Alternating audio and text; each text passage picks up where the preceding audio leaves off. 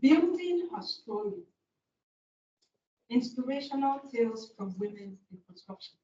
The idea here is to have a couple of women talk about their stories as an encouragement to the younger one. We had two people slated for this particular session, but the other lady had to leave to them a bit earlier. So we're going to have just one person give us her own story, so to speak. So please join me welcome QS Hawwa Audi, who is my very, very senior sister in the profession. And she gives us an inspirational tale as a woman in construction. Standing on the existing protocols. My name is QS Hawwa Muhammad Audi. I'm a quantity surveyor. I'm a registered quantity surveyor. I'm also a practicing quantity surveyor. I work with the civil service, sorry. Having said that, I'm humbled with this invitation to say my story. And when Prof called to say I'm going to attend such an event, I said I am not very good in paper presentation. And she said, no, don't worry, you're just going to tell us your story so far as a professional in the built environment. Each time I'm an alumnus of ABU Zaria. Columbia was a year behind me. And I have my lecturer here, Malan Ibu, and some of my colleagues are also here. You see, each time I come to Zaria, there's this nostalgic feeling of that enveloped me. One, because this is where I grew up as a young lady studying quantity surveying in a male-dominated class. But fortunately, in my own class, we had a sizable number of females. And by the grace of God, I will use the words of the, environmental design. He always says, by the grace of God. And by the grace of God, I was one of those who would talk, who would stand up and say, Mr. Saidu can bear witness to that. So I wasn't that timid living as a young lady. But I struggled through thick and thin, and I surmounted all obstacles. And I stood my ground just to pursue my degree in the construction industry. And as a female designer, because when we came in as students, the male in my class will just look at you and say, this is somebody who has come to have an experience, and then will drop out along the way. But like I said, I stood my ground and I tried to fix myself in mostly the men reading groups. I know we had about 5 groups in my class, and I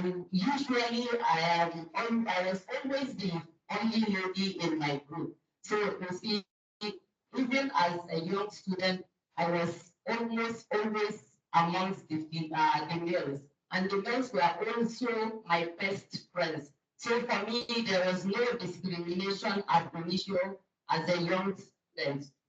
But as life will have it, I graduated, and the struggle and the confusion started.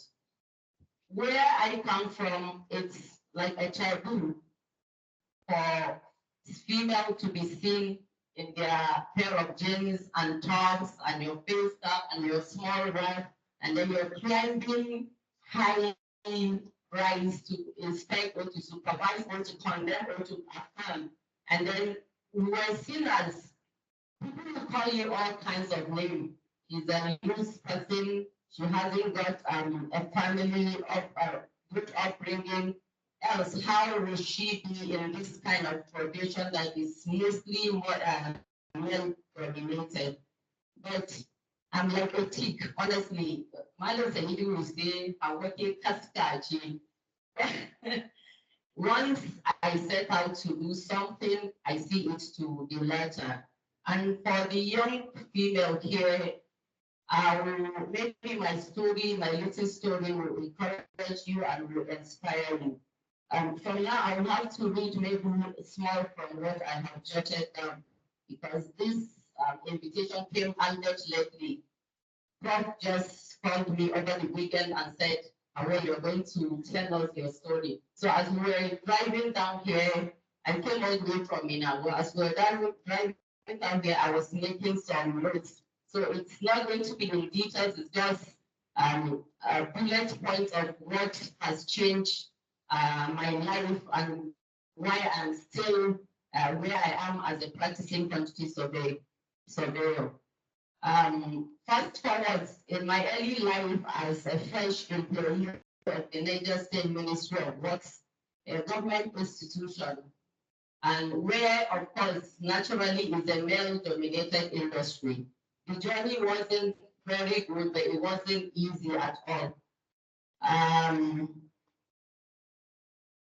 was seen as an employee whose sole responsibility and duty is to sit in the office, prepare some bills, raise some certificate, and it ends there.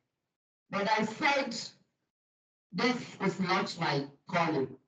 I didn't go to school 5 years to study quantity surveying, go to the camp, and then come back here and still fix myself in the four corners of the office.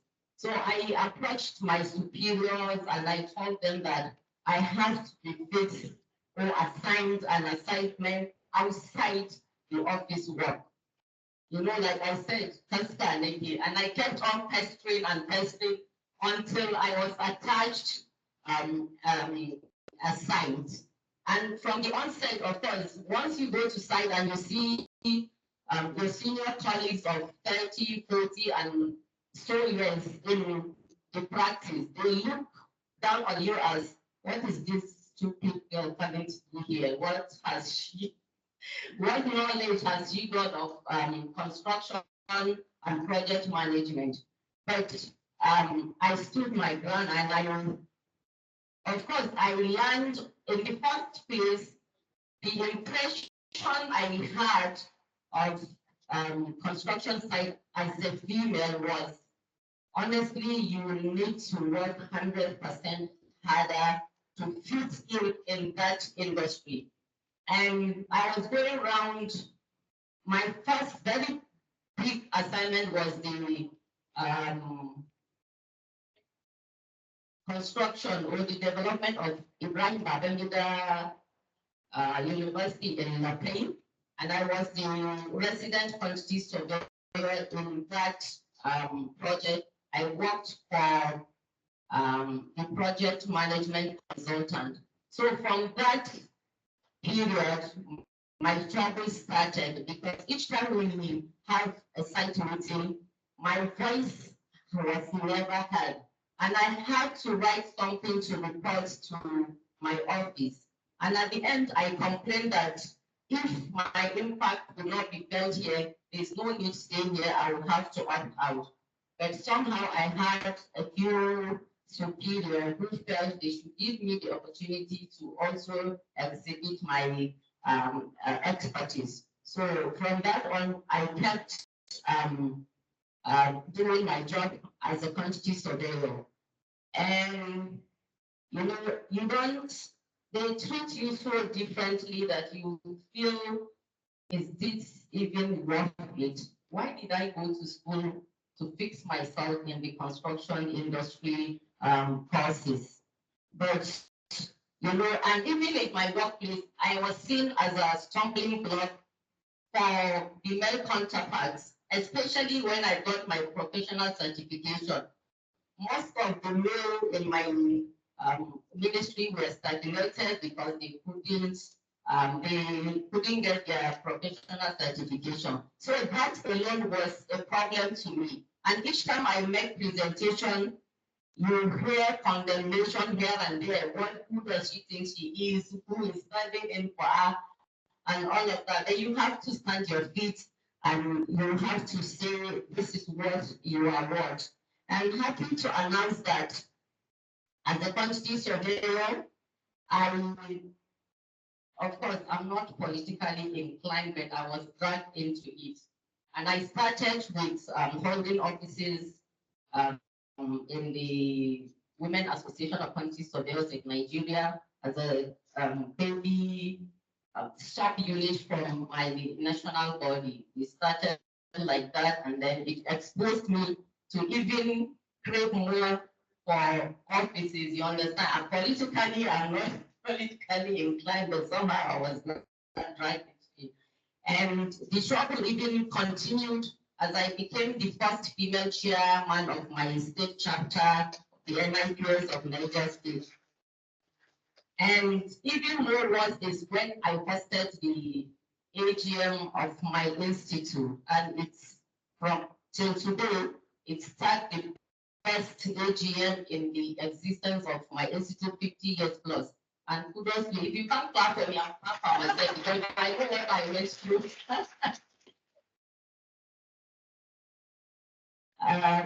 The construction industry really sees women as people who are just meant for the kitchen, to take care of their husbands, to take care of the aides, to take care of the children.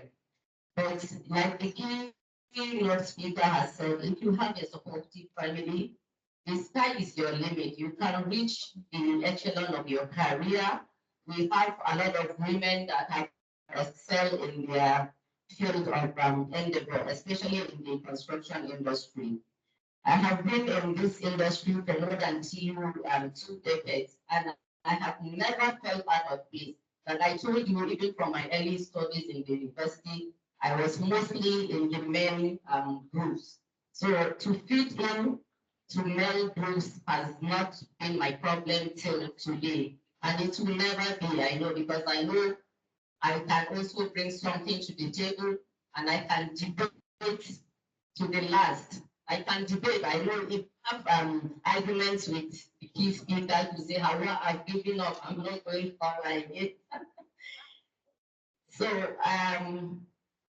you know, I've met a lot of people who I know I have to work harder and prove my worth, and I had to work extra hours. I have to ask questions, awkward questions that I know whenever I'm confronted, I don't feel out of place. But if you keep in your cocoon, you don't come out from your cocoon, honestly, you will not get there. As a female in the construction industry, you need to fix yourself even above the men, because a lot of the time they see you on the ladder down below. But once you prove what you are made of course, the sky is your limit. And you know,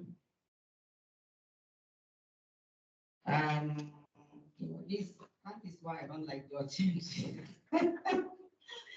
Well, for me, honestly, the men have never been my problem. I know I can match up to any person in the construction industry. And sincerely, for me, the women are the worst enemies to themselves. We have this PhD syndrome, they pull her down. In my office,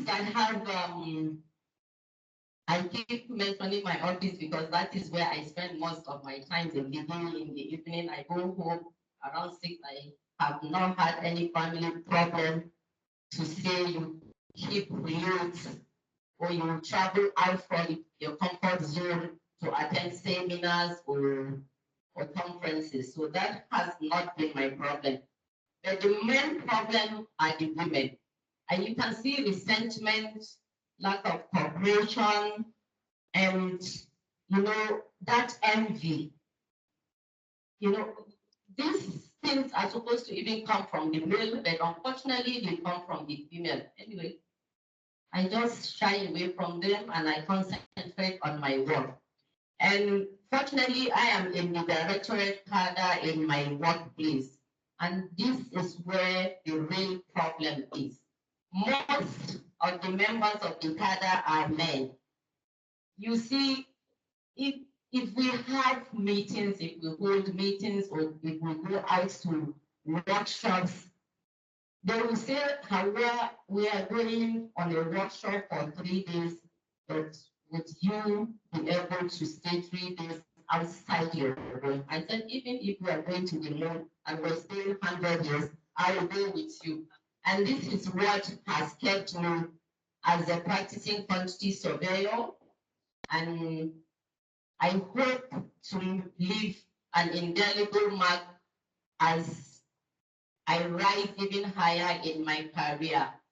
But, you know, as women, you have to close your ears to what people say about you. They call you loose, they call you role models, they call you all kinds of names. I remember I was discussing with the keynote speaker the other time.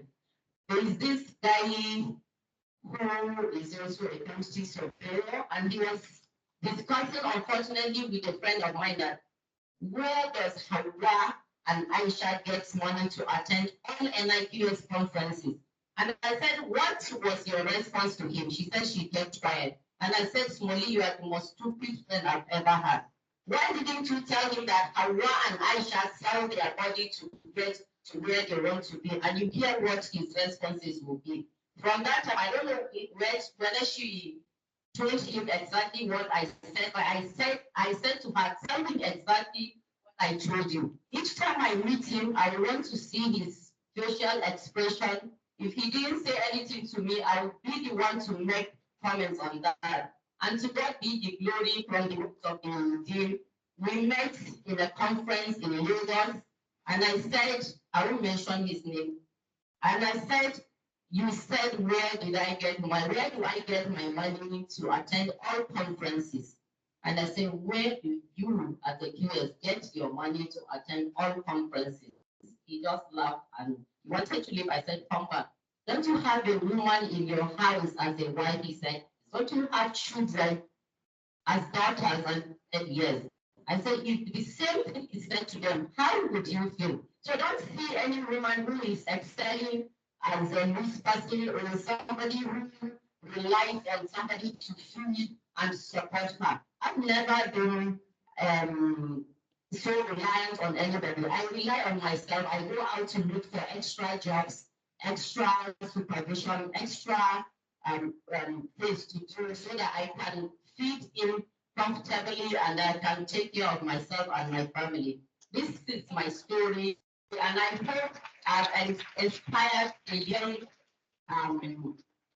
graduates in the built environment. Please do not be deterred by what people say about women in the construction industry. Women, of course, you have to be modest. Modest is relative in my own part of the world where I come from. If you put on skirt, even if you come from the south, if you put on skirt and say you are climbing high-rise building, that would be very difficult. So dress properly, know your worth, fit in the room, and then the sky is your limit. Thank you very much for giving me the opportunity to speak.